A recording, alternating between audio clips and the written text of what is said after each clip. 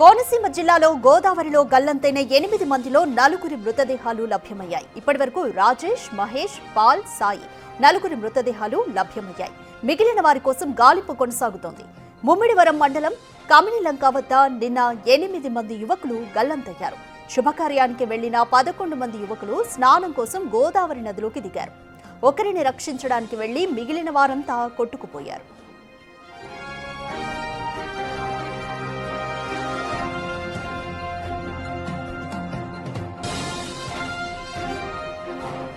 ప్రమాదం జరిగిన చోట లోతు ఎక్కువగా ఉంది. సహాయక చర్యల విషయంలో ఆర్డీఓని స్థానికులు నిలదీశారు. నిన్న రాత్రి వరకు సహాయక చర్యలు కొనసాగాయి.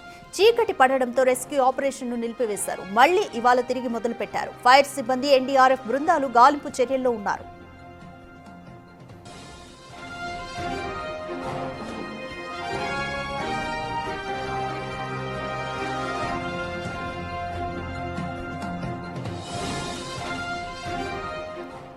రైట్, మోర్ డీటెయిల్స్ మా ప్రతినిధి రాజు అందిస్తారు.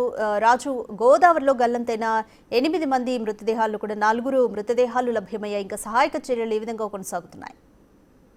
అంబేద్కర్ కోనసీమ జిల్లా ముమ్మిడివరంలో గోదావరిలో మునిగి 8 మంది చనిపోయినటువంటి సంఘటన మొత్తం అందరినీ కూడా కలిసి వేస్తున్నటువంటి పరిస్థితి అయితే ఉంది. అయితే నిన్న వాళ్ళు గోదావరిలో ఈతకి వెళ్లడం, తర్వాత అందరూ మునిగిపోయిన తర్వాత మృతదేహాలు దొరకపోయేసరికి 8 మంది కుటుంబ సభ్యుల్లో కూడా, ఇంకా చెప్పాలంటే 2 కుటుంబాలకు సంబంధించి అన్నదమ్ములుగా మొత్తం 4 చనిపోయారు.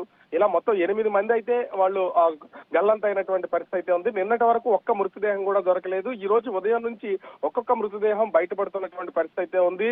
పోలీసులకు అటు ఎస్డీఆర్ఎఫ్ టీమ్స్ పూర్తిగా సహకరించడం, మొత్తం గజయితగాళ్లు వాళ్ళు గోదావరిలో పూర్తిగా జల్లెడబడుతున్నటువంటి పరిస్థితి అయితే ఉంది. ఇంచుమించుగా ప్రమాదం జరిగినటువంటి ప్లేస్ నుంచి 500 మీటర్లు 1 కిలోమీటర్ దూరంలో ఒక్కొక్క మృతదేహం బయటపడుతుంది. ఇప్పటికీ మనకు అందుతున్నటువంటి సమాచారం ప్రకారం 5 మృతదేహాలు అయితే బయటపడినవి. రాజేష్, మహేష్, పాల్, సాయి, రోహిత్ ఈ 5కి సంబంధించినటువంటి మృతదేహాలను బయటపడినటువంటి నేపథ్యంలో ముమ్మిడివరం గోదావరి గట్టు దగ్గర ప్రమాదం జరిగినటువంటి ప్లేస్ నుంచి మృతదేహాలని ముమ్మిడివరం ప్రభుత్వ ఆసుపత్రికి అయితే తరలిస్తున్నారు.